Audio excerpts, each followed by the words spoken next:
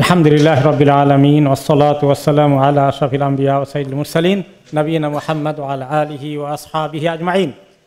সম্মানিত আজকের উপস্থিতি যারা আছেন এখানে সবাইকে এবং যারা মিডিয়ার মাধ্যমে শুনতে পাচ্ছেন এবং শুনবেন, আমাদের সিরাতুন নবী প্রোগ্রামের আজকের পর্যায়ে রাসূলুল্লাহ সাল্লাল্লাহু আলাইহি ওয়াসাল্লামের চারিত্রিক মাধুর্য এবং ব্যক্তিত্ব, সুন্দর আচার ব্যবহার নিয়ে যে জিনিসটা শিখবো আজকে আমরা, সেটা হচ্ছে তিনি একজন ন্যায় বিচারক মানুষ ছিলেন। ন্যায়কে অনুসরণ করতেন, আদল ইনসাফ কায়েম করতেন, কখনো বেইনসাফির কোনো আচরণ তিনি করতেন না। আমাদের জীবনে চলাফেরায়, পারিবারিক সামাজিক জিন্দেগিতে এবং দিনী জিন্দেগির মধ্যেও এমন কিছু বিষয় আসে, কেউ কাউকে হয়তো বা অনেক সময় কষ্ট দিয়ে ফেলি। অধিকার নিয়ে আমরা কেউ কারো অধিকার নষ্ট করে দেই, কেউ হয়তো বা নিজে খেয়াল করি না, আরেকজনকে জুলুম করে ফেলি। নিজেদের স্বার্থ সংশ্লিষ্ট বিষয় আছে, সেখানে আমরা মিস্টেক করে ফেলি। কিন্তু ইনসাফ এবং আদল একটি বড় গুণ, যেটা আল্লাহ তাআলা অনেক পছন্দ করেন। যে মানুষের মধ্যে ব্যক্তিগত জীবনে, পারিবারিক জীবনে, সামাজিক জীবনে ইনসাফের আচরণ আছে, ন্যায়ের পক্ষে থাকেন, ন্যায়সঙ্গত কাজগুলো করেন, অন্যায় কাজ করেন না, কারো অধিকার নষ্ট করেন না, কারো প্রতি জুলুম করেন না, সে লোকটি আল্লাহ তাআলার কাছে অনেক বড় সুন্দর মর্যাদার অধিকারী হবেন। আর সমাজে যারা দায়িত্ব পালন করেন, যারা সমাজে ইনসাফ কায়েম করেন, অনেক সময় সমাজে কেউ আসি আমরা, যে আমরা বিচার আচারে বসি, দরবারে আমাদেরকে ডাকা হয়। আবার আমাদের সমাজে কেউ আসেন যারা ইনসাফ কায়েম করার জন্য কোর্টে কাছারিতে বসি, যারা জাজ হই, হাকিম হই, জাস্টিস এর আসন গ্রহণ করি, সেখানে আমরা ইনসাফকে ঠিকমতো কায়েম করি কি না।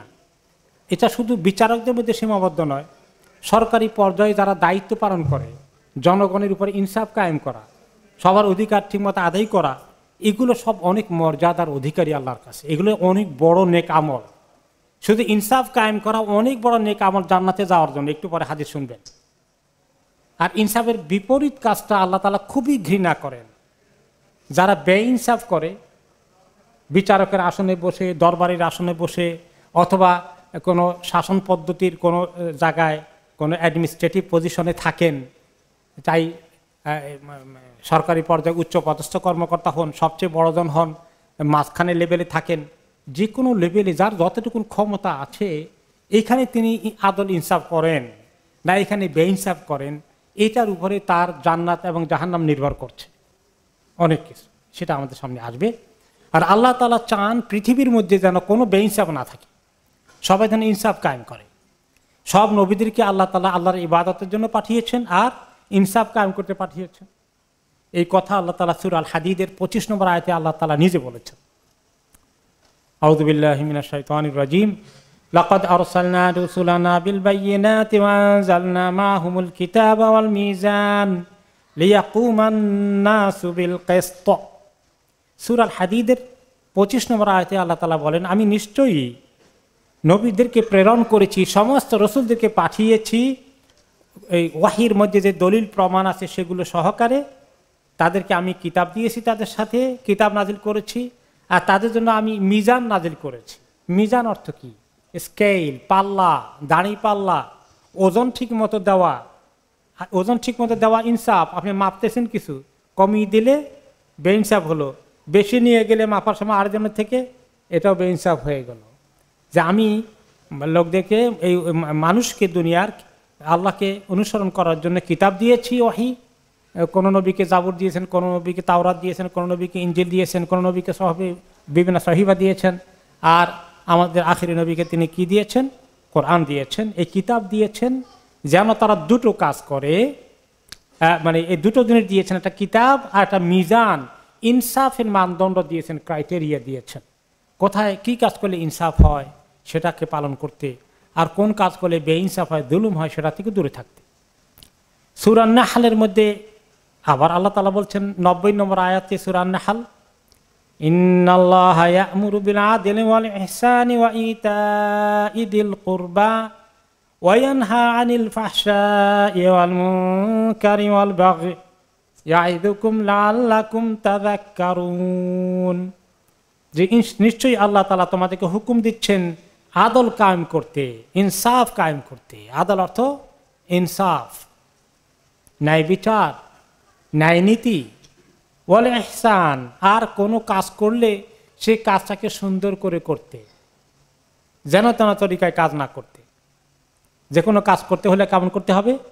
সুন্দর করে, ভালো করে করতে হবে। একটা লোক হাল চাষ করে, এটা ভালো করে করতে হবে। একটা লোক রিক্সা চালায়, ভালো করে করতে হবে। যে ঝাড়ুদারের কাজ করে সেই জন্য ভালো করে সুন্দর করে করে। ছোট কাজের এক্সাম্পল দিলাম, বড় কাজগুলোকে আরো সুন্দর করে করা লাগবে না? সব কিছু সুন্দর করে। আপনি শিক্ষক, টিচার, সুন্দর করে করতে হবে, ভালো করে করতে, উত্তম তরিকায় করতে হবে। আপনি মেহমানদারি করেন, উত্তম তরিকায় করেন, মানুষকে আদর আপ্যায়ন করেন, সম্মান করেন, তাই না? যে কোনো কাজ লেনদেন করেন সুন্দর উত্তম তরিকায়, কাউকে কষ্ট দিন না, কাউকে ঠকিয়েন না। তাহলে আল্লাহ তাআলা এই ইনসাফের কথা বলেন, উত্তম তরিকায় প্রত্যেকটি কাজকে করতে বলেন। ইবাদত করতে হলে ইহসানের তরিকা করতে হবে, যেন তেনভাবে ফরজ নামাজ আদায় করে দিলে হয়ে যাবে। সুন্দর তরিকা নামাজটা পড়তে হবে। ওয়া ইতাইযিল কুরবা, আত্মীয় স্বজনের কিছু হক আছে, সেগুলো আদায় করতে হবে। কি হক আছে আত্মীয় স্বজনের? তাদের সঙ্গে ভালো ব্যবহার করা, সুখ দুঃখের অংশীদার হওয়া, আপনার কোনো আনন্দের অনুষ্ঠান হলে তাদেরকে সম্ভব হলে আপনার তৌফিক কুলালে দাওয়াত দেওয়া, তারা দাওয়াত দিলে আপনার পক্ষে সম্ভব হলে একটু অংশগ্রহণ করা, তারা দুঃখ মুসিবতে পড়লে সেখানে তাদেরকে গিয়ে সমবেদনা জানানো, এইভাবে তাদের হক আছে। ওয়ায়ানহা, তাহলে কয়টা কাজ করতে বলেন? 1 নম্বরে আদলের কাজ, ইনসাফের কাজ। 2 নম্বরে ভালো করে কাজ করা, যে কোনো কাজ করলে। 3 নম্বরে আত্মীয় স্বজনের হক দিতে। 3টা হুকুমের কথা এখানে বললেন। আর মানা করলেন আরো কয়েকটি কথা, সেটা হলো কি, আরো 3টা কথা মানা করেছেন। ওয়ায়ানহা আনিল ফাহশাই ওয়াল মুনকারি ওয়াল বাগই, আর 3টি কাজ থেকে তোমাদেরকে নিষেধ করেন, সেটা হচ্ছে ফাহশা কাজ। ফাহশা কাজ হলো জেনা, ব্যভিচার, এই জাতীয় অনৈতিকতার কাজ থেকে নিষেধ করেন। 2 নম্বর মুনকার, খারাপ কাজ, খারাপ ব্যবহার করা, দুর্ব্যবহার করা, লেনদেনে মানুষকে ঠকানো, মানুষকে কষ্ট দেওয়া, সবগুলোই কি মুনকার, গুনার কাজ। এগুলো থেকে নিষেধ করেন। 3 নম্বর বাগি, সীমা লঙ্ঘন করা। সীমা লঙ্ঘন করা, ঝগড়া করতে গেলে এত গালিগালাজ করবে, তারপরে কেউ কাউকে কষ্ট দিয়েছে, প্রতিশোধ নিতে গেলে জিঘাংসা, অনেক বেশি প্রতিহিংসা আশ্রয় নেয়। এই সীমা লঙ্ঘন করা আল্লাহ পছন্দ করে না। ইয়াইদুকুম লাআল্লাকুম তাযাক্কারুন, আল্লাহ তাআলা তোমাদেরকে ওয়াজ করছেন, নসিহা করছেন, উপদেশ দিচ্ছেন। আশা করা যায় তোমরা শিক্ষা গ্রহণ করবে এই নসিহত থেকে। এরপরে আল্লাহ তাআলা আরেকটি আয়াতে এই ইনসাফের কথা বলেছেন, সূরা নিসার 58 নম্বর আয়াতে, ইন্নাল্লাহা ইয়া'মুরুকুম আন তু'আদ্দুল আমানাতি ইলা আহলিহা ওয়া ইযা হাকামতুম বাইনান নাসি আন তাহকুমু বিল আদল ইন্নামা ইয়া'iদুকুম বিহি ইন্নাল্লাহা কানা সামিআম বাসীরা। নিশ্চয়ই আল্লাহ তোমাদেরকে হুকুম দিচ্ছেন তোমরা আমানতকে পৌঁছিয়ে দেয় তার মালিকের কাছে। কেউ কোনো জিনিস আমানত রাখলে সেটার হেফাজত করা, সময় মতো ফেরত দেওয়া। আর যখন তোমরা কোনো মানুষের মধ্যে ফয়সালা করো, দরবারে বসো, বিচার করো, শাসন কার্য পরিচালনা করো, তখন তোমরা ইনসাফের সাথে এই কাজগুলো পরিচালনা করো। ইনসাফ। আর নিশ্চয়ই আল্লাহ যা নসিহত করেন, আল্লাহ নসিহতগুলো অত্যন্ত উত্তম নসিহত। আল্লাহ তাআলা থেকে ভালো নসিহত কেউ করতে পারবেন না। নিশ্চয়ই আল্লাহ সব কিছু শুনেন এবং সব কিছু দেখেন। এটা সূরা নিসার 58 নম্বর আয়াতে ছিল। আরেকটি আয়াতে সূরা আল মাইদার 8 নম্বর আয়াতে আল্লাহ তাআলা বলছেন, ইয়া আইয়ুহাল্লাযীনা আমানু কুনু কাওয়ামিনা লিল্লাহি শুহাদাআ বিল কিসত। হে ঈমানদারগণ, তোমরা আল্লাহর জন্য সাক্ষী দিতে দাঁড়িয়ে যাও। তোমরা দাঁড়িয়ে যাও সাক্ষী দিতে আল্লাহর ওয়াস্তে, যখন কোনো ইনসাফের বিষয় আসে, হক সাক্ষ্য দিও। দুইজনের মধ্যে গন্ডগোল হয়েছে, দুইজনের মধ্যে রেশারেশি আছে, জায়গা জমি একজনে আরেকজনের দখল করেছে, দুইজনের মধ্যে কিছু মারামারি এগুলা ঘটে গেছে, এখন বিচারে বসছে। তোমরা এখন যারা দেখেছ, তোমাদের উপরে হক কথার সাক্ষী দেওয়া ফরজ। আমি দেখেছি সে তাকে আঘাত করেছে, আমি জানি এই জমিটা তার, এই দখল করেছে, আমি জানি এটা তার বাড়ি, আমি জানি এটা তার দোকান, আরেকজনে দখল করেছে। জানলে কোর্টে গিয়া হক সাক্ষী দেওয়া উম্মতের উপরে ফরজ না নফল? ফরজ। মানুষ তো দেয় না সাক্ষী সহজে, মিথ্যা সাক্ষী দেয়, বরঞ্চ মিথ্যা সাক্ষী দেয় না, উল্টো সাক্ষী দেয়। সাংঘাতিক দুরবস্থার কথা।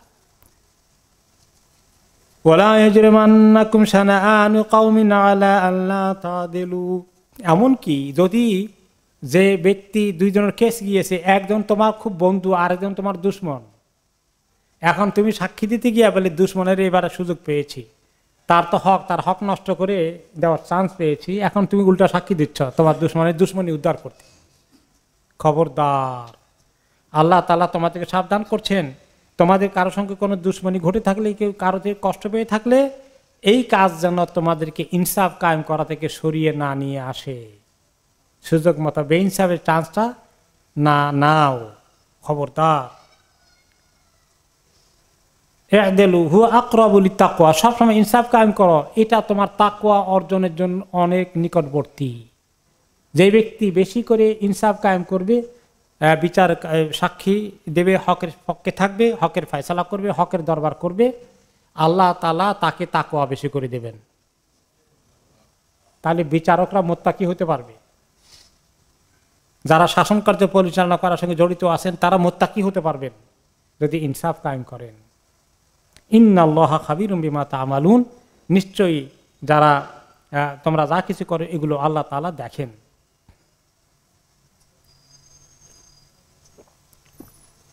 এগুলো কোরআনের কথা। এখন নবী করিম সাল্লাল্লাহু আলাইহি ওয়াসাল্লামের চরিত্র কেমন ছিল যখন মা আয়েশাকে জিজ্ঞেস করা হয়েছে, তিনি কি জবাব দিয়েছেন? ওনার চরিত্র ছিল তো কোরআন। তাহলে কোরআনে এত ইনসাফের কথা বলা হয়েছে, নবী করিম সাল্লাল্লাহু আলাইহি ওয়াসাল্লাম ইনসাফকে নিজের জীবনে কিভাবে ধারণ করেছেন, এই এক্সাম্পল ওনার জীবন থেকে আমরা নেব। প্রথমত আমরা আসি যে তিনি নিজে উম্মতকে ইনসাফের অনেক নসিহা করেছেন এবং তিনি উম্মতকে অনেক সুসংবাদ শুনিয়েছেন। যারা নসিহত করবে তাদের আখিরাতে কি মর্যাদা হবে, কত বড় পুরস্কার হবে।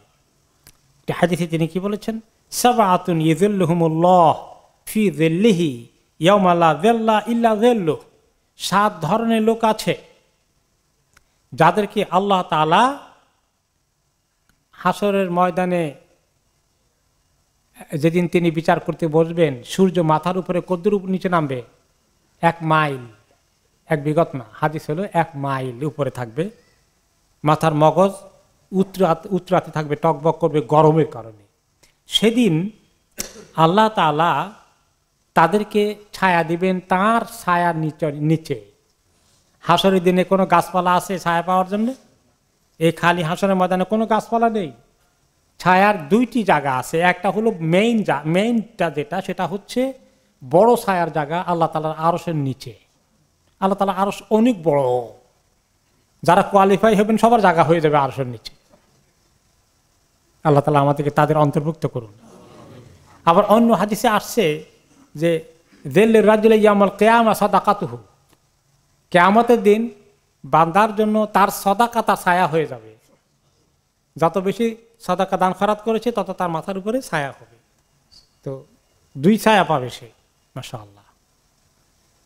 তো এখানে এই হাদিসে বলা হচ্ছে 7 ধরনের লোককে আল্লাহ তাআলা আরশের নিচে ছায়া দিবেন। তার মধ্যে অন্যতম হচ্ছে আল ইমামুল আদেল, ন্যায় বিচারক শাসক, ন্যায় বিচারক অ্যাডমিনিস্ট্রেটর, ন্যায় বিচারক যে দরবার করতে বসে।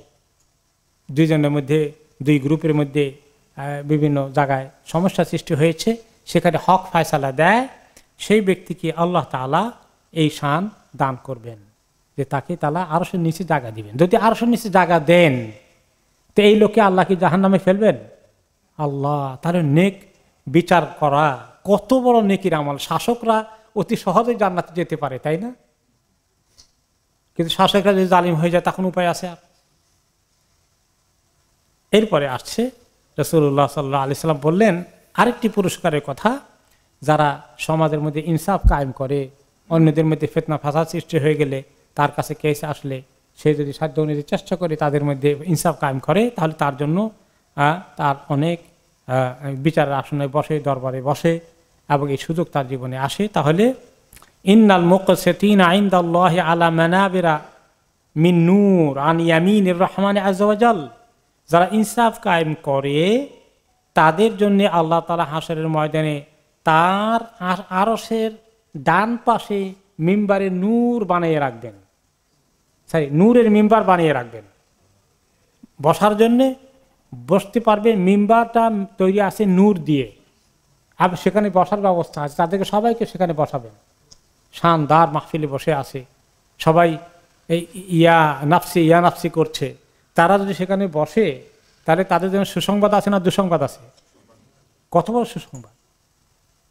তাহলে ন্যায় বিচারকগণ, ন্যায় শাসকগণ এত বড় নেকি পেতে পারে কিয়ামতের দিন, এত সুযোগ তাদেরকে আল্লাহ তাআলা দিয়েছেন। শুধু তাই নয়, আরো খবর আছে, ওয়াকিল তাইয়াদাইহি আমিন, এখন আল্লাহর ডান পাশে বসাবে। তার অর্থ কি? আবার হাদিসে বলে দিচ্ছে আল্লাহর কিন্তু কোনো বাম হাত নাই, আল্লাহর দোনো হাত ডান। তাহলে দোনো দিকে বসলেই ডান হাতের সাইডে বসছেন, সুবহানাল্লাহ। তাহলে আল্লাহ তাআলা দোনো দিকে জায়গা আছে ওনার পাশে ন্যায় বিচার দিকে বসানোর জন্যে। তারপরে বলেছেন যে আল্লাযীনা ইয়াদিলুনা ফি হুকমিহিম ওয়া আহলিহিম ওয়া মাওয়ালু, যখন আল্লাহ তাআলা তাদেরকে দুনিয়াতে শাসন কার্য পরিচালনা করার জন্য, বিচার কার্য পরিচালনা করার জন্য দেন দরবারের দায়িত্বশীল হওয়ার তৌফিক দিয়েছেন, আর তাদের পরিবারের মধ্যেও যারা ইনসাফ কায়েম করে তাদের জন্য এটা আছে। অনেক সময় পরিবারে বেইনসাফ কায়েম করে, একজনকে এক ছেলে মেয়েকে বেশি পছন্দ করে, বাকিদেরকে কম পছন্দ করে, এক ছেলে মেয়েকে বেশি দেয়, বাকিদেরকে কম দেয়, এরকম করে না অনেক সময়? এই যে পারিবারিকভাবে ইনসাফ কায়েম না করাও বড় গুনাহ, আর পারিবারিকভাবে ইনসাফ কায়েম করা অনেক মর্যাদা, এটাও আল্লাহ পছন্দ করেন। যারা পারিবারিকভাবে ইনসাফ কায়েম করে, প্রত্যেকের হক দেয়, স্বামী স্ত্রীকে হক দেয়, স্ত্রী স্বামীকে হক দেয়, ছেলে মেয়েদেরকে ঠিকমতো তাদের হক দেয়, কারো হক নষ্ট করে না, এদেরকেও আল্লাহ তাআলা এই সম্মান দিবেন। ওয়ামা ওয়ালু, তারা যে যাদের উপর দায়িত্ব পালন করেছে, তাদের উপরে ইনসাফ কায়েম করেছে, তাদেরকে কষ্ট দেয়নি, তাদের প্রতি জুলুম করেনি, নিজে জুলুম করেনি, দুইজনের মধ্যে সমস্যা সৃষ্টি করার জন্য জুলুম করেনি, বা তার কাছে আসে সে ইনসাফ করেছে। তাহলে পরিবারের উপরে মানুষ মাঝে মধ্যে কি করে? জুলুম করে, এক সদস্য আরেক সদস্যকে কষ্ট দেয়, স্বামী স্ত্রীকে কষ্ট দেয়, স্ত্রী স্বামীকে কষ্ট দেয়, এরাও জালিম। আর কষ্ট না দিলে তারা আল্লাহর কাছে জান্নাতে যাওয়ার উপযুক্ত হবে, তাদের আল্লাহর আরশের পাশে নূরের আসনে তারা বসতে সক্ষম হবে। সুবহানাল্লাহ, কত মর্যাদার কথা! নবী করিম সাল্লাল্লাহু আলাইহি ওয়াসাল্লাম এই সুন্দর হাদিসগুলো উম্মতকে শুনিয়েছেন। আর ইনসাফ কায়েম না করলে কি হবে, সেই হাদিস তিনি আমাদেরকে বলেছেন, আমরা একটু পরে সেটা শুনব। এখন নবী করিম সাল্লাল্লাহু আলাইহি ওয়াসাল্লাম কিছু বাস্তব নমুনা তিনি কিভাবে ইনসাফ কায়েম করেছিলেন। আপনারা জানেন একটা হাদিস, একটা স্টোরি বোধহয় অনেকে পড়েছেন। কোরাইশ বংশের এক মেয়ের নাম ছিল ফাতেমা। সে কি করলো, একটা চুরির কেসে ধরা পড়ে গেল। এখন চুরির কেসে ধরা পড়লে তার তো হাত কাটা যাবে, চুরি করলে হাত কাটা যাবে। এখন যখন ধরা পড়েছে, কেসটি ওনার কাছে যাবে, ওনার কোর্টে যাবে। এখন তার আত্মীয় স্বজন, মা বাবা যারা ছিল, সে খুব সম্ভ্রান্ত বংশের মেয়ে, কোরাইশ বংশের মেয়ে, হাত কাটা গেলে তা তো এই একটা কলঙ্ক। এখন বললো যে এত সম্ভ্রান্ত বংশের মেয়ে, তার হাত কাটা যাওয়াটা কেমন হয়? এখন আল্লাহ নবীকে সুপারিশ করে হাত কাটাটা থেকে তাকে সরানো যায় কিনা, তাকে মাফ করে দেওয়া যায় কিনা, অন্য কোনো হালকা শাস্তি দেওয়া যায় কিনা। তো এখন কেউ সাহস করতেছে না যে রাসূলুল্লাহ সাল্লাল্লাহু আলাইহি ওয়াসাল্লামের কাছে কথা নিয়ে গেলে তো উনি খুব রাগ হয়ে যাবেন। এমন কাউকে ধরা যায় কিনা যার কথা তিনি খুব বিবেচনা করে শুনবেন এবং রাগ হবেন না। খুঁজতে খুঁজতে ওনারা পেলেন একজনকে। তিনি হচ্ছেন নবী করিম সাল্লাল্লাহু আলাইহি ওয়াসাল্লামের একান্ত প্রিয় উসামা ইবনে যায়েদ রাদিয়াল্লাহু আনহুমা। উসামা বাবা ছিলেন যায়েদ ইবনে হারিসা, যিনি রাসূলুল্লাহ সাল্লাল্লাহু আলাইহি ওয়াসাল্লামের খাদেম ছিলেন, মনে আছে তো? ওনাকে তিনি অনেক মহব্বত করতেন। আর ওনার ছেলে উসামা তাকেও মহব্বত করেন। ওনাকে উসামা টাইটেল সাহাবীরা দিয়েছেন হেব্বি রাসূলিল্লাহ, এই যে রাসূলুল্লাহ সাল্লাল্লাহু আলাইহি ওয়াসাল্লামের প্রিয়জনের প্রিয়জন, মানে তার বাবাও প্রিয়, ছেলেও প্রিয়। হেব্বি রাসূলিল্লাহ, যে এবং তাকে তিনি বয়সের দিক থেকে উসামার বয়স প্রায় ওনার নাতি হাসানের বয়সের কাছাকাছি, আরেকটু বড় আর কি, হ্যাঁ, কিন্তু নাতির মতো তাকে দেখতেন।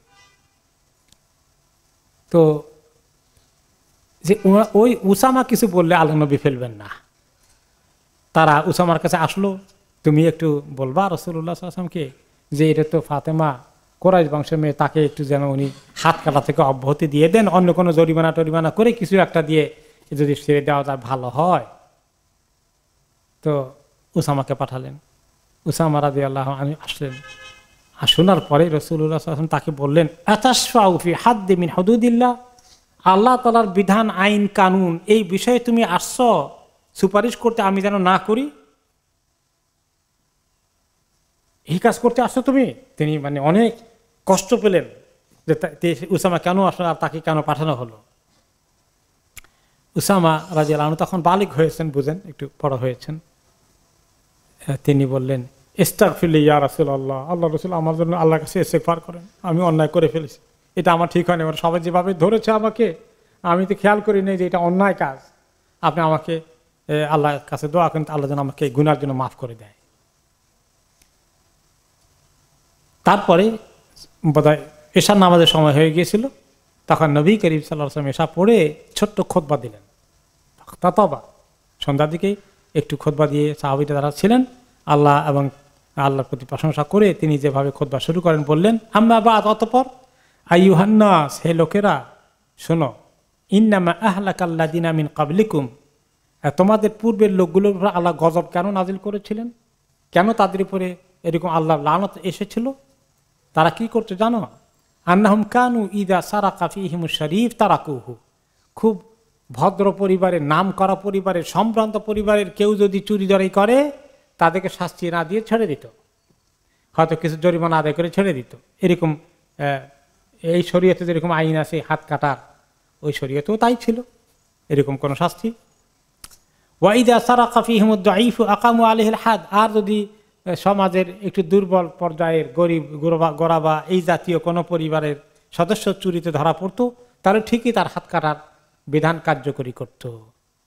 অথবা আল্লাহ নবী আল্লাহ তাআলা কসম করে বললেন, আমি মুহাম্মাদের প্রভুর, মুহাম্মাদের রবের কসম করে বলছি, ইন্না ইবনাতাহু ফাতিমা লাউ ফাআলাত যালিকা, যে এই মুহাম্মাদের মেয়ে যেটা যার নামও ফাতেমা, সেও যদি এই কাজ করতে, চুরি করতো, লাস্তাহাক্কাতিল উকুবা, তারও এই শাস্তি পাওয়ার অপরাধ সে করেছিল, তারও এই শাস্তি তার জন্য প্রয়োগ করা হতো। কাজে খবরদার তোমরা এই কাজ করো না। তবে এই শাস্তি না দেওয়ার আরেকটা বুদ্ধি আছে, সেটা হলো তারা যদি ওই পরিবারের লোকেরা কম্প্রোমাইজ করে এর মূল্য, রক্ত মূল্য গ্রহণ করে, এটা জায়েজ আছে। সেই পরিবারের লোকেরা যে বলে যে আমরা চাই না, এবং এই হাত কাটার জন্য শরীয়তের একটা বিধান আছে যে কত টাকা দিলে ওরা যদি রাজি হয় যে আমরা টাকা নিয়ে মাফ করে দেব, তাহলে জায়েজ আছে। কিন্তু যেমন হত্যার বদলে হত্যা, তাই না, এটাই তো শরীয়তের শাস্তি। কিন্তু যে হত্যা করেছে, হত্যাকারীর বিচার হয়েছে, তার মৃত্যুদণ্ড হবে। এখন যারা যে হত্যা করা হয়েছে, যাকে নিহত হয়েছে, তার পরিবার যদি বলে কোর্টের কাছে যে আমরা, তারা আলাপ করেছে, তারা আমাদেরকে রক্তমূল্য দিবে, আমরা সেটা গ্রহণ করব, তার মৃত্যুদণ্ড কার্যকরী করতে হবে না, তাহলে শরীয়তে এটা অ্যালাউড আছে। আর তারা যদি বলে যে না আমরা নেব না, আমরা চাই তার মৃত্যুদণ্ড কার্যকরী হোক, তাহলে কোর্টের কোনো উপায় থাকবে না কার্যকরী না করে। আল্লাহ তাআলা সুযোগ রেখেছেন, এবং সেটা অনুযায়ী পরবর্তী পর্যায়ে ওই তারা পরিবারের লোকেরা শেষ পর্যন্ত তারা কম্প্রোমাইজ করেছে, তারা এটা মূল্যদান করেছে এবং সেটা অ্যারেঞ্জমেন্ট হয়ে গেছে। যাই হোক, তারা যে মাফ না করতে, রাসূলুল্লাহ সাল্লাল্লাহু আলাইহি ওয়াসাল্লামের অর্ডার কি ছিল? তার হাত কাটতেই হবে, আর কোনো উপায় নেই। তিনি পক্ষ হয়ে বলবেন না তোমরা তারে মাফ করে দাও, তোমরা ইয়ে করে দাও, ওনার এই রাইট নাই। এটা একমাত্র আল্লাহ তাআলার বিধান। যারা ওয়ারিশ অথবা যারা যার ক্ষতি হয়েছে, সে এটার অধিকার রাখে, এটার অধিকার স্বয়ং রাসূলুল্লাহ সাল্লাল্লাহু আলাইহি ওয়াসাল্লামও রাখেন না। তাহলে এখানে তিনি ইনসাফ কায়েম করেন ধনী গরিব সবার ক্ষেত্রে। এখন যদি আপনি অনেক দেশে আছে, বিশেষ করে তৃতীয় বিশ্বে, মুসলিম বিশ্ব তার মধ্যে বোধহয় সেরা লাইনেই থাকবে, যে বিচার কি ঠিক মতো হয়, সুবহানাল্লাহ, সেখানে দস্তুর মতো বিচার ক্রয় করা যায়, বিচারকদের সঙ্গে কন্ট্যাক্ট করে নেওয়া যায়, ঘুষ দিলে রায় কার পক্ষে আসবে, যে অন্যায় করেছে তার পক্ষে চলে যাবে, আর মাজলুম মাজলুম থেকে যাবে। সুবহানাল্লাহ, এই বিষয়ে একটা হাদিস, যদি কেউ ইনসাফ কায়েম না করে, বেইনসাফ করে, জুলুমের রায় দেয়, তার শাস্তি অনেক বড়। এবং এই ব্যাপারে একটা হাদিসে রাসূলুল্লাহ সাল্লাল্লাহু আলাইহি ওয়াসাল্লাম উম্মতকে শিখিয়েছেন যে বিচারকগণ, শাসকগণ 3 প্রকার, তাই না? 3 প্রকার, 2 প্রকার জাহান্নামী, 1 প্রকার যাবে জান্নাতে। শুধুমাত্র যত বিচারক দুনিয়াতে আছে এবং শাসক দুনিয়াতে আছে, তাদেরকে 3 ভাগে ভাগ করা যায়। বিশেষ করে বিচারকদের কারা জান্নাতি হবে? যে ঠিক মতো বুঝতে পেরেছে কোর্টে কেস আসার পরে, বা দরবারি হয়ে দরবার তার কাছে এসেছে, বুঝতে পেরেছে কার কতটুকু দোষ, কে নির্দোষ, কে দোষী, বা উভয় দোষী হলে কার কতটুকু দোষ, ঠিক মতো ফয়সালা দিয়েছে, ভালো করে বোঝার চেষ্টা করেছে, সময় নিয়েছে, তাড়াহুড়া করে নাই, গাফলতি করে নাই, খামখেয়ালি করেনি, ভালো করে বুঝে শুনে সুন্দর রায় দিয়েছে। এই রায়ের ফলে, এবং ইচ্ছা করে সে কোনো রকমের রায়ের মধ্যে বিকৃতি আনেনি, রায় পরিবর্তন করেনি, বেইনসাফ কিছু করেনি, ঘুষ খেয়ে কোনো পক্ষে রায় দেয়নি, হক তরিকায় ফয়সালা করে দিয়েছে, যার যেটা পাওয়ার উপযুক্ত সেটা বলে দিয়েছে, তাহলে এর জান্নাতি হয়ে যাবে। আর 2 বিচারক জাহান্নামী হবে। কোন 2 বিচারক? যে হক চিনতে পেরেছে, হক কার কাছে আছে, কিন্তু রায় দিয়েছে কোন দিকে? উল্টা দিকে। এখানে তার স্বার্থ আছে, ঘুষ খাবে, অথবা তাকে প্রমোশন দেওয়া হবে, অথবা তার খাতিরের লোক, তার বন্ধু, তার পরিবারের কেউ, এই জাতীয় কিছু। এখানে সে ঠিক মতো রায় দেয়নি, সে জেনে শুনে অন্যায় রায় দিয়েছে, তার ঠিকানা কোথায় হবে? জাহান্নাম। এই দুই দলগুলো। আর 3 নম্বর দল কোনটা? যে তাড়াহুড়া করলো, ভালো করে খেয়াল করলো না, খামখেয়ালি করলো, অন্যায় ফয়সালা করে ফেললো, ঠিক মতো বোঝারও চেষ্টা করলো না, ভুল বুঝে সে রায় দিয়ে দিল উল্টো দিকে। ইচ্ছা করে দেয় নাই, কিন্তু সে ভালো করে তালাশ করে নাই, হক আদায় করেনি, তাহলে সেও জাহান্নামী। এই হলো ইনসাফের বিষয়গুলোকে নবী করিম সাল্লাল্লাহু আলাইহি ওয়াসাল্লাম এভাবে বলেছেন। ইনসাফ করা কত বড় মর্যাদা, আর ইনসাফের বিপরীত কাজ করা কত বড় মারাত্মক ক্ষতি, সেগুলোকে তিনি উম্মতকে বুঝিয়েছেন। তিনি নিজে আরেকটি কেস ওনার কাছে আসলো, সেটা হচ্ছে তিনি একদিন মিম্বরে ছিলেন, খুতবা দিচ্ছিলেন, ওকে, বা কোনো আলোচনা করছিলেন। এটা কেস আসলো, কেসটার নিজে যার সঙ্গে জড়িত তিনি আসলেন, পরে হাদিসে আমাদেরকে বয়ান করেছেন। সাহাবী নোমান ইবনে বাশির, বশিরও সাহাবী, তিনি বাবা, আর নোমানও সাহাবী, তিনি ছেলে, তিনি যুবক, আর বাবা বশির বুড়ো। ওকে, তো এই পিতা পুত্রের ঘটনা রাসূলুল্লাহ সাল্লাল্লাহু আলাইহি ওয়াসাল্লামের সঙ্গে ঘটেছিল। পরে ছোট সাহাবী যিনি ছেলে, পরে তিনি হাদিস হিসেবে আমাদের কাছে, আমাদের জন্য রেখে গিয়েছে। তিনি বলেন যে আতানি আবি আতিয়া, আমার বাবা পরিবারের সন্তানদের মধ্য থেকে, ওনার একাধিক মা ছিলেন, সম্ভবত 2 মা ছিলেন, তো 1 মায়ের গর্ভের এক ছেলে নোমান, ছেলেটা খুব ভালো, বাবার প্রতি খুবই মাশাআল্লাহ আন্তরিক। তো বশির তার বাবা এই ছেলেকে খুব মহব্বত করেন, পছন্দ করেন, ভালো ছেলে হিসেবে তাকে স্পেশাল একটা গিফট দিলেন, অন্য ছেলে মেয়েদেরকে এগুলো দেন নাই। তো এসে বললেন, ওনার যে এই ছেলের মা, তার মাকে গিয়ে বললেন, ওনার বিবি ছিল আমরা বিনতু রাওয়াহা, ওনার বিবি আমরা বিনতু রাওয়াহা, নোমানের মা। ওনাকে যখন গিয়ে বললেন, শোনো, তোমার ছেলেটাকে তো আমি খুব পছন্দ করি, তুমি খুশি হবা শুনলে, তাকে আমি স্পেশাল গিফট দিয়েছি, এইটা আমি দুনিয়া থেকে চলে গেলে এইটা তার, এখানে আর কারো কোনো হক থাকবে না, কোনো ছেলে মেয়ের আমার, আরেক ঘরের সতীনের ঘরের ছেলে মেয়ে তারা কিছু পাবে না, সব এই পাবে, এটা এই জিনিসটা খাস তার জন্য দিয়ে গেলাম আমি, এটা আমার ওসিয়ত।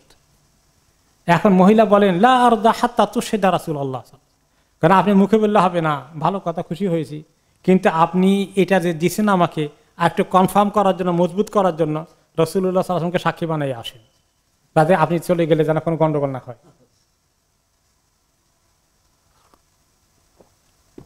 তো উনি আসলেন, ছেলেকে নিয়ে আসছেন, নোমানকে নিয়ে আসলেন তার বাবা বশির। বশির বললেন, ইয়া রাসূলুল্লাহ, ইন্নী আতাইতু ইবনি মিন আমরা বিনতি রাওয়াহা আতিয়াতান, এই যে আমার বিবি যে আমরা আছে তার ঘরের ছেলে এই বশিরকে, এই নোমানকে আমি এই জিনিসটা দান করলাম। কোন কোন রেওয়াজ আছে একটা কৃতদাস তার জন্য দিয়ে গেলাম।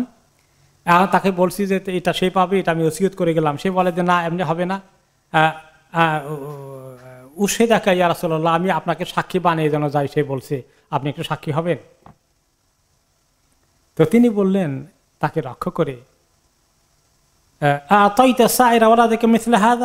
তোমার কয়জন ছেলে মেয়ে আছে, সবাইকে এরকম করে একটা করে দিয়েছ? আল্লাহ না, সবাইকে তো দিতে পারে, এত আছে নাকি আমার?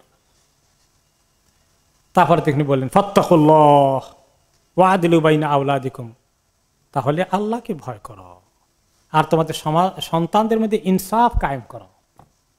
সন্তানদের মধ্যে ইনসাফ কায়েম করো, এমন তারতম্য করো না।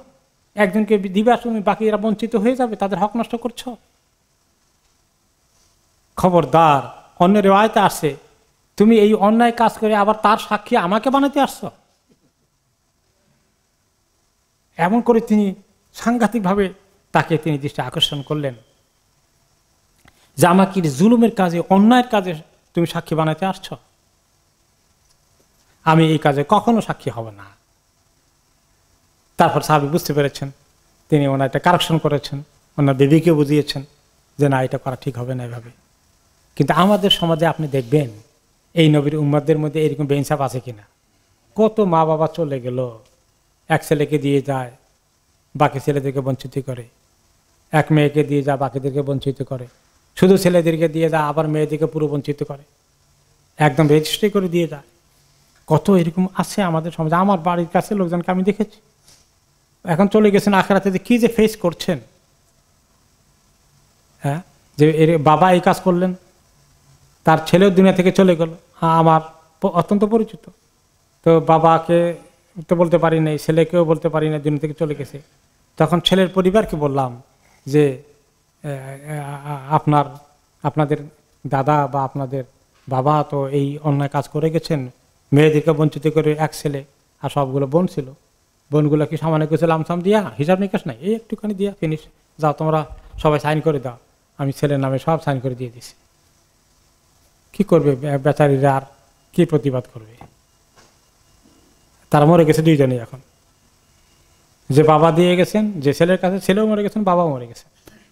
তা আমি তার ছেলে মেয়েদেরকে, ওই ছেলের ছেলে মেয়েদেরকে বললাম যে তোমার বাবা তো দুনিয়া থেকে চলে গেছেন, তোমার দাদাও চলে গেলেন, তারা তো আখিরাতে দুইজনে আটকে যাবেন, তাদেরকে উদ্ধার করো।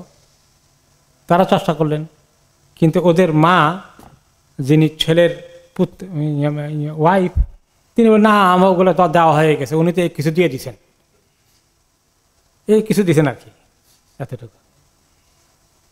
দুনিয়া এত মজা লাগে মানুষের কাছে যে আখিরাতে তার নিজের লোকজন জাহান্নামে জ্বলবে, উদ্ধার করি, এখন সে খবর নাই। সুবহানাল্লাহ, আখিরাতে গিয়ে কি টার পাবে? তো এইভাবে করে আমাদের সমাজে অনেক জুলুম বেইনসাফ হচ্ছে। আসলে কোন পারিবারিক পর্যায়ে, সামাজিক পর্যায়ে, রাষ্ট্রীয় পর্যায়ে, মানে ইনসাফ দুনিয়া থেকে মানে যেন বিদায় হয়ে গেছে। এত বেইনসাফ, এত বেইনসাফ, আর এই জন্য দুনিয়ার মধ্যে অশান্তি শুরু হয়েছে। একটা পরে একটা অশান্তি, বিপদ লেগেছে। এগুলো মানুষের অপকর্মের ফল। এগুলো দিয়ে আল্লাহ তাআলা মানুষকে সতর্ক করছেন। এই সতর্কতার কাজটা মানুষ যদি জানতো, এই জন্য এলেম শিখা দরকার। এই জন্য মনে করেন এই কয়জন লোকে এই হাদিসগুলো জীবনে শুনলো বলেন? সবাই শুনছে? আমার বিশ্বাস মেজরিটি জুলুম হচ্ছে না শোনার কারণে, ঠিক কিনা? শুনলেও কিছু লোক আছে যে স্বার্থের জন্য ছাড়বে না, জানি। তো সেদের তাদের তুলনায় শুনে নাই, এই কারণে বহু লোকে অন্যায় অপকর্মে লিপ্ত হয়ে গেল। যে আমি আমার ছেলে মেয়েদেরকে একটাকে দিয়ে গেলাম, বাকিদেরকে বঞ্চিত করলাম, বাবার সম্পত্তি আমি বেশি করে নিলাম, ভাইদেরকে বঞ্চিত করলাম, বোনদেরকে বঞ্চিত করলাম, আমি আল্লাহর কাছে ঠিকই যাবো। এটাকে আমি কবরে নিয়ে যেতে পারবো, জায়গাটা নিয়ে কবরে যাইতে পারবো, বাড়িটা নিয়ে কবরে যাইতে পারবো, ফ্ল্যাটটা নিয়ে কবরে যেতে পারবো। আমি তো ওখানে আমি আযাব ভোগ করব, আর আমার ছেলে মেয়েরা গেলা আমার ভোগ করতেছে, আর আমি তার দায়িত্ব নিয়ে কবরে চলে যাচ্ছি। কত বড় বোকামি! তা আসুন আমরা আজকে এখানে সীমাবদ্ধ রাখি যে কিভাবে আমাদের জীবনে আমরা ইনসাফ কায়েম করার দিকে থাকবো। কোথায় আমরা মিস্টেক করছি, আমাদের আত্মীয় স্বজন, পরিচিত জন যাদের মধ্যে দেখেন যে এরকম পারিবারিক জিন্দিগিতে, সামাজিক জিন্দিগিতে কোনো জায়গায় তারা বেইনসাফ করছে। আপনাকে যদি কখনো কোনো জায়গায় দরবারে ডাকা হয়, আপনি যদি যেতে পারেন তাহলে চেষ্টা করবেন খবরদার আপনার আমার মুখ দিয়ে যেন কোনো বেইনসাফের কথা না আসে, ইনসাফের কথা, হক কথা বের করা।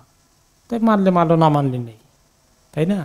এই জন্য কিন্তু অন্যায়কে সমর্থন করা, অন্যায়ের পক্ষে অবস্থান গ্রহণ করা, এটা কিন্তু অনেক বড় গুনাহ। এখন ন্যায় অন্যায় আবার কি, আবার যখন দুইজনের মধ্যে বা দুই পরিবারের মধ্যে অথবা দুই দলে লাগে, এখন দনজনের রাইট, এবং কেউ মনে করে না যে আমি রং, এই এক মুশকিল। আবার তো নিজের স্বার্থ আসলে মানুষ সবসময় নিজেকে রাইট মনে করে, আর সব দোষ অন্যজনের। নিজেও অনেক সময় দেখা যায় যে জুলুম করছে এটা তার পায় না, শুধু আরেকজনে কি জুলুম করলো এটা তার কাছে এত বড় হয়ে থাকে, নিজেরটা সে আদৌ চিন্তা করে না, নিজেকেই মাজলুম মনে করে, অথচ তিনি জালেম, অথবা তিনি আংশিক জালেম, আরেকজনও জুলুম করে, তিনি আবার এর দ্বারা মাজলুমের শিকার হন। উভয় এইভাবে দুনিয়ার মধ্যে জুলুমের মানে আর থামাথামি নেই। দুনিয়ার মধ্যে এই জুলুমের কাজটা আল্লাহ এত ঘৃণা করেন। একটি হাদিসে রাসূলুল্লাহ সাল্লাল্লাহু আলাইহি ওয়াসাল্লাম বলেছেন, আয-যুলুম যুলুমাতু ইয়াউমুল কিয়ামা। জুলুম থেকে জুলুমাত, আসলে জুলুমাত মানে অন্ধকার। জুলুম করলে তার জন্য কিয়ামতের দিন এটা অন্ধকার হয়ে যাবে, তার জন্য মুসিবত হয়ে যাবে, কঠিন কষ্টের কারণ হয়ে যাবে তার জন্য অন্ধকার কিয়ামতের দিন। কাজেই কিভাবে ইনসাফের উপর আমরা থাকতে পারি, আমাদের জীবনে জুলুম থেকে আমাদেরকে আমরা রক্ষা করতে পারি, এটা আমাদের অনেক বড় স্বার্থের বিষয়, অনেক বড় কল্যাণের বিষয়। দুনিয়াতে জুলুম করে কিছু পাওয়া, কেউ কোর্টে কেস গেলে নিজেরা রায়টা পাওয়ার জন্য যতটুকু অপরাধ করেছে ওইখানে রাখে না, আবার যারা উকিল সাহেবেরা পরামর্শ দিয়ে আর একটু বাড়াই দেয়, কয় এরকম করি বলো, তাহলে কেস তোমার পক্ষে আসবে, এরকম করে বলে হকটা বললে পাবা না কেস। হায় হায়, কেসে উইন করার জন্য দুনিয়ার মধ্যে আখিরাতকে একদম ভ্যানিশ করে দিল। মানুষের এরকম দুরবস্থা। আহারে, মানুষকে শয়তান এমন ধোঁকা দেয় দুনিয়াতে পাওয়ার জন্য, দুনিয়াতে একটু উইন করার জন্য আখিরাতকে একদম শেষ করে দিলাম আমরা। আল্লাহ তাআলা আমাদেরকে এতটুকুন যেন অনুভূতি দান করেন, এতটুকুন যেন আমরা বুঝতে পারি যে কোথায় জুলুম করে আমি যেন ঠেকে না যায় আল্লাহর কাছে আখিরাতে। সব জায়গায় আমি, আর মাজলুম তো আল্লাহর অনেক কাছে, জালিম আল্লাহ থেকে অনেক দূরে, জালিম অভিশপ্ত, আর মাজলুম আল্লাহর একান্ত ঘনিষ্ঠ। যখন মাজলুম দোয়া করে যে আল্লাহ আমি জুলুমের শিকার হয়েছি, আল্লাহ আমার প্রতি জুলুম করা হয়েছে, তার আর্তনাদ আকাশ পাতাল সমস্ত, মানে আকাশের সমস্ত মেঘমালা বিদীর্ণ করে সোজা আল্লাহর আরশে পৌঁছে যায়। আরশে যখন দোয়াটা পৌঁছে, তখন আরশের দোয়াকে লক্ষ্য করে আল্লাহ তাআলা বলেন, হ্যাঁ, যে লাআনতাসরান্নাকা ওয়ালাউ বা'দা হিন, লাআনসুরান্নাকা ওয়ালাউ বা'দা হিন, হে মাজলুমের দোয়া, আমি তোমাকে অবশ্যই সাহায্য করব, কিছু পরে হলেও, সময় গেলেও, লাগলেও, কিছু সময় দিলেও আমি তোমাকে অবশ্যই সাহায্য করব, তোমার এই ফরিয়াদ বৃথা যাবে না। আল্লাহ তাআলা আমাদেরকে জালিম হওয়ার রাস্তা থেকে যেন সরিয়ে নিয়ে আসেন, আমাদেরকে যেন আল্লাহ তাআলা জুলুমের সকল কাজ থেকে সরিয়ে নিয়ে আসেন, আমরা যেন সমাজে, পরিবারে, সব জায়গায় ইনসাফ কায়েম করতে পারি। ওয়াবিল্লাহি তৌফিক। জাযাকুমুল্লাহু খাইরান। সুবহানাকাল্লাহুম্মা ওয়া বিহামদিকা, আশহাদু আল্লা ইলাহা ইল্লা আনতা, আস্তাগফিরুকা ওয়া আতুবু ইলাইক। ওয়া সাল্লাল্লাহু তাআলা আলা খাইরি খালকিহি সাইয়্যিদিনা মুহাম্মদ ওয়া আলা আলিহি ওয়া সাহবিহি আজমাইন। আসসালামু আলাইকুম ওয়া রাহমাতুল্লাহি ওয়া বারাকাতুহু। বারাকাল্লাহু।